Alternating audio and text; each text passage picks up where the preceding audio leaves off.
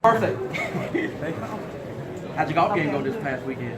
I didn't do it. I hadn't played golf forever, so. Penny, you know, this is a big part of what you have to do now. You've never been a guy that liked the mic and the cameras, but now you're going to have to love us. But you know what? I know what comes along with the job, man. I'm excited for it because this is a part of it. Win, lose, or draw. I understand. Your excitement level, though, I mean, Memphis has always been at the core of who you are, and now you're the coach of this hometown team. Man, this is truly a blessing. I look at this as a blessing. I look at this as a part of God's plan for me to be coaching. The seventh coach here. You know, the number 7 is the number of completion. So it feels like all of this is going in order.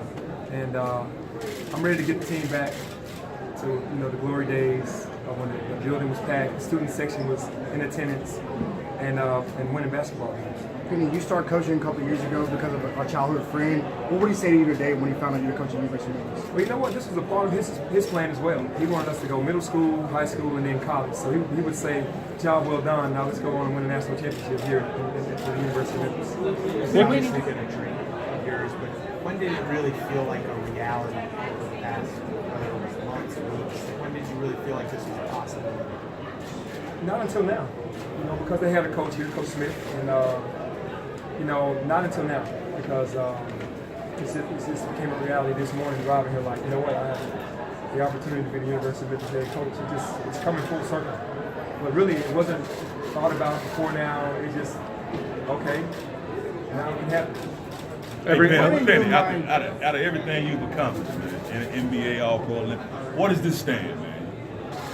Out of everything you've accomplished, yeah. This ranks really high because the NBA really is a huge feat because there's a small percentage that makes it. But to be able to come back and coach your alma mater, man, that you're in your hometown, is a dream come true. So this ranks probably second behind making it into the NBA. What do you think Coach Finch would have to say about this? Go ahead. I'm sorry. What do you think Coach Finch would be proud?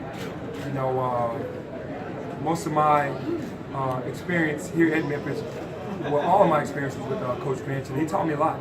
So his fingerprints and his imprint will be on this team as well for how he taught us back in the day. But he would be very proud. Any particular lesson?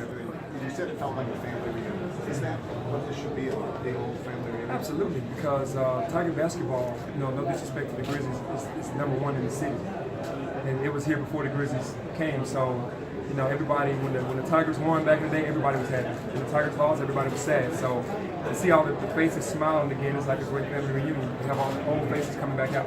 And Speaking of lessons that you learned from Finch, anything that you can remember that you want to teach these younger guys now? just never take anything for granted. Just seize the moment. Let's put everything that we have in our bodies out on the line, and let's go win games. You know, and do it together. That's one thing Coach Finch preached us, is doing it together. When you're being hired as the coach, comes hope, expectations, but also pressure. How you gonna get your team to deal with all that pressure that comes with you? Well, that means you're going to be in a position of excellence, and that's what I would say to the team. When people put pressure on you, and there's a lot of pressure, then that's greatness. You can make greatness out of it. You don't have to fold. So I'm looking to make greatness out of the pressure and go and win ball games for this team. You said championship. I mean, we didn't say it. You said it. Yeah, absolutely. That's my goal. I've always had that goal for every team that I've coached is the NCAA championship for this school and for this city.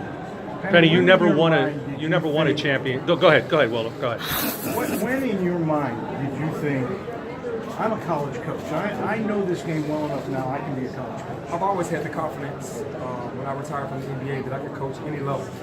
I could have gone back into the NBA, coached college, and of course I coached middle school and high school. Basketball is basketball. I respect the coaches that have done it for a while, but I've had enough experience in the NBA with some great coaches, playing with some great coaches, and being the coach on the floor to be able to run a program. Coach with the most influence? Larry Brown. Larry Brown in the NBA was a guy that really, he was more family, because the NBA is really a business, but he kept the team close. He cared about the people, he cared about the players, and that's what I loved about him. Penny, you mentioned 4 years since this team's been in the NCAA tournament. Do you think you guys can get there next year, and do you think it's something that should happen every year, 4 out of every 5? It's tough to say it should happen every year, but that's my goal. That's my goal, to make it to the NCAA tournament every year. We want to know what seed we're going to have, and not if we're going to make it at all. That's my vision.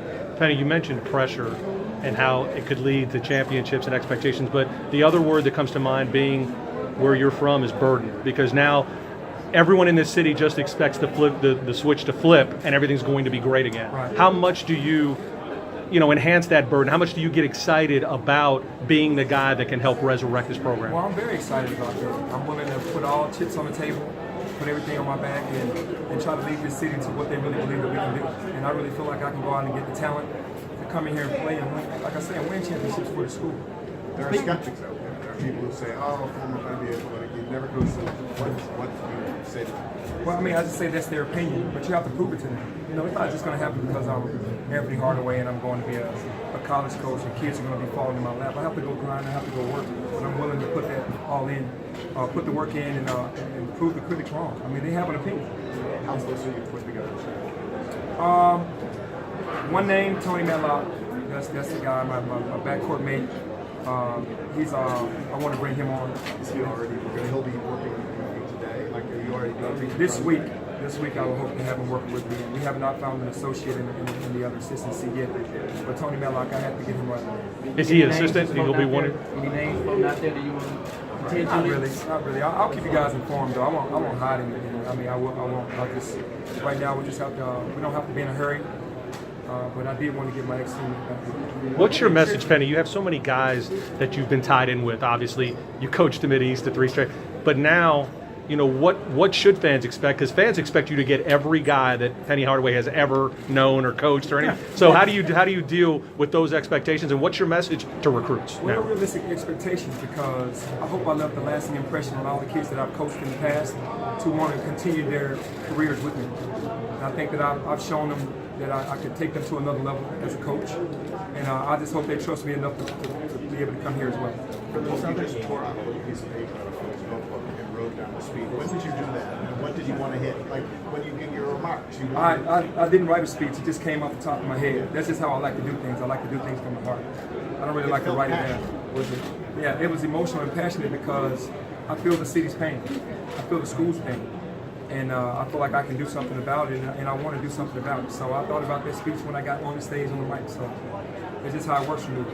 That's how it is. For those other two staff jobs in general, what are you looking for to kind of complete the staff to kind of complete what you're trying to do here? Well, I'm looking for veteran guys that have been in the game a long time, that can go out there and hit the pavement and grind and go and make families and kids believe that this is the place for them to have their kids to come.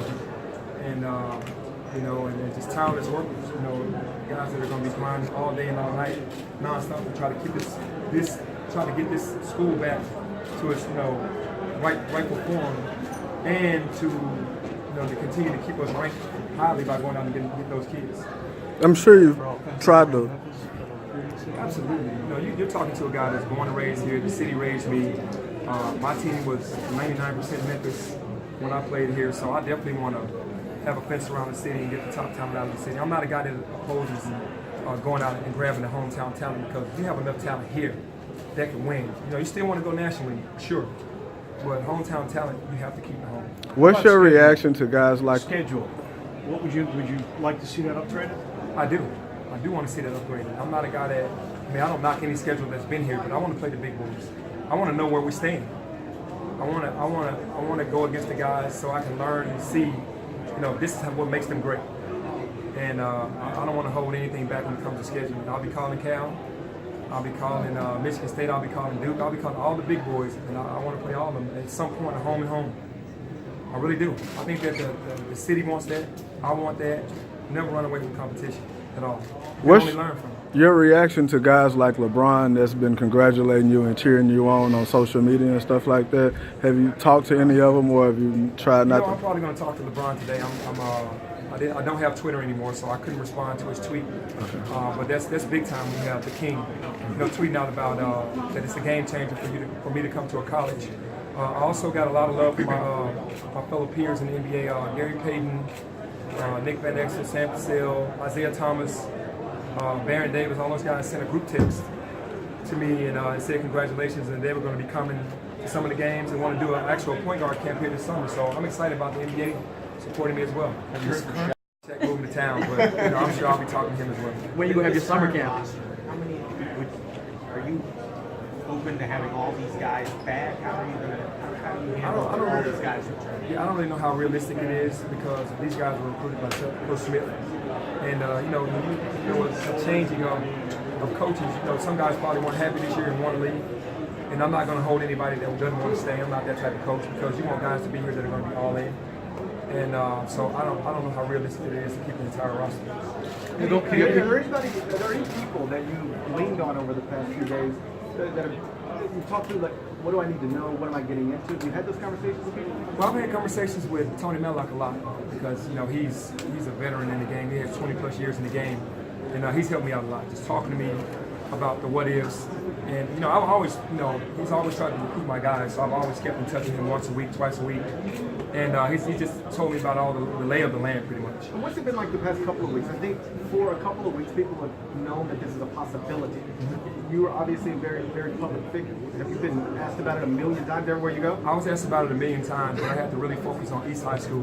I had a task at hand to win 3 state championships in a row, and I couldn't even think about the University of Memphis. Plus, they had a coach. So I was really focused on what I needed to focus on, and that was winning the 3rd championship. What do you see as your biggest challenge coming in taking this job? Just kind of getting a feel for the conference. Really getting a feel for the conference. The one thing that I do love is a lot of the players from last year are back. The junior college players, the veterans, they understand, they've seen the league now.